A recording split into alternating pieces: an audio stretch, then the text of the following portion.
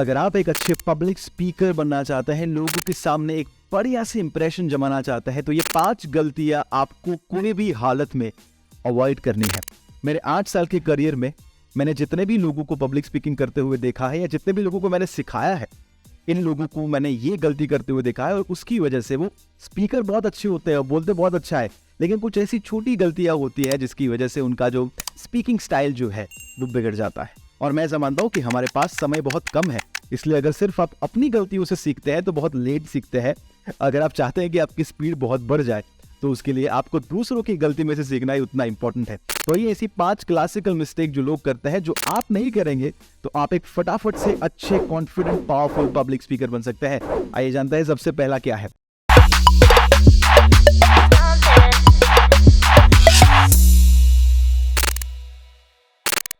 Number 1 mistake जो लोग करते हैं when they start their public speaking journey, जो मैंने भी की थी कहीं ना कहीं, वो है copying successful speakers just as it is. जब मैंने अपने पब्लिक स्पीकिंग करियर की शुरुआत की थी, मेरे लिए रोल मॉडल थे Tony Robbins, Anthony Robbins, less brown, Jim Rohn, स्नेह देसाई जी।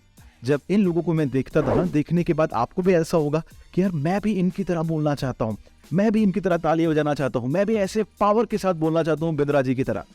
What happens जब आप किसी को ब्लाइंडली कॉपी करते हैं कि उनकी पर्सनालिटी अलग है, उनका लेवल अपने लाइफ में अलग है, उनकी ऑडियंस अलग है, और अगर आप ब्लाइंडली उस चीज को कॉपी करते हैं ना तो बहुत ही बुरा लग जाता है। फिर आप एक स्पीकर नहीं बनते हैं, फिर आप एक मिमिक्री आर्टिस्ट बन जाता है। तो ये गलती कभी मत कीजिए। आप इंस्पिरेशन लीजिए लोगों से, कंटेंट लीजिए लोगों से, लेकिन जब आप लोगों के सामने प्रेजेंट करते हैं ना, इस तरीके से प्रेजेंट कीजिए कि जैसे आप अपने दोस्तों के साथ बात कर रहे हैं, रियल लाइफ में जैसे बात करते हैं, और बस वो आपको एम्पलीफाई कर देना है जब आप लोगों के सामने होते हैं या स्टेज के ऊपर होते हैं। सो डोंट कॉपी, बिकॉज जब आप कॉपी करते हैं ब्लाइंडली तो बहुत बुरा लगता है। सेकंड गलती जो मैंने लोगों को करते हुए देखा है, और ये तो मैं क्या बताऊं आपको, वो है कि ऐसा मानना कि मुझे कंटेंट प्रिपेयर करने की जरूरत नहीं है, मैं सब कुछ जानता हूं। इस दुनिया में जितने भी महान स्पीकर्स हैं, उन लोगों को आप देखेंगे, उनका जितना भी कंटेंट होता है वो 80% प्रिपेयर्ड होता है। एक बहुत ही अच्छे स्पीकर को मैंने कहते हुए सुना था कि हम ऐसा मानते हैं कि स्पॉन्टेनियस होना चाहिए, कि स्टेज पर जाकर नेचुरल रहो, और यही डिफरेंस है एक 1-to-1 कम्युनिकेशन में और जब आप लोगों के सामने होते हैं। सी 1-to-1 में डिफरेंस ये है कि सामने वाले से आपको तुरंत रिस्पॉन्स मिलता है, टॉपिक मिलता है, और आपकी बात जो है वो कंटिन्यू रह सकती है।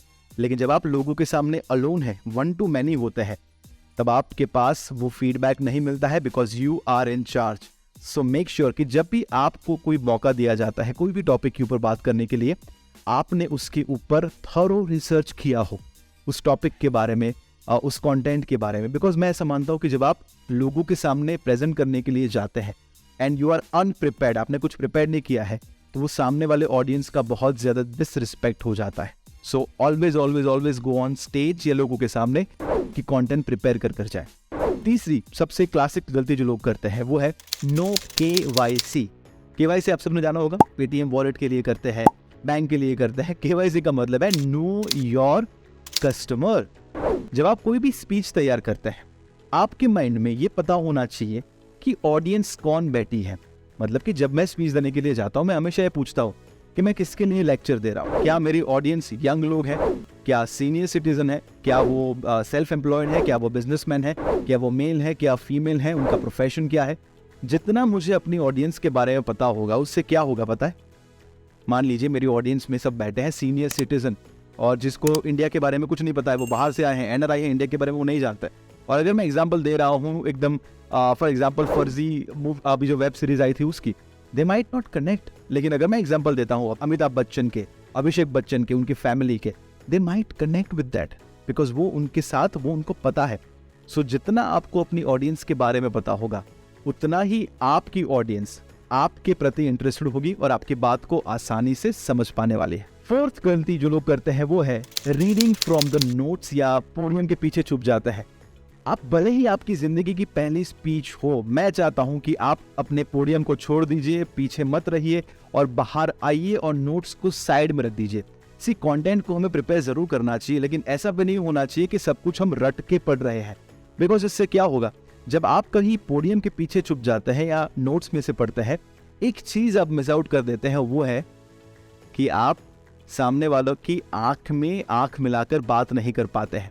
और ये सबसे पावरफुल तरीका है ऑडियंस के साथ कनेक्ट करने का, कि जब आप आई कांटेक्ट करते हैं, जब आप लोगों के सामने देखते हैं, that makes them feel connected to you. और अगर आप नोट्स में से पढ़ते हैं तो वो कनेक्शन कभी फील नहीं हो पाता। और आपने भी ये महसूस किया होगा, याद कीजिए अपने स्कूल कॉलेज के समय में, जब कोई ऐसा इंसान आया था जो नोट्स में से या पोडियम में से पढ़ रहा था और उसने कंप्लीटली प्रिपेयर कंटेंट आपके सामने रख दिया। What happened?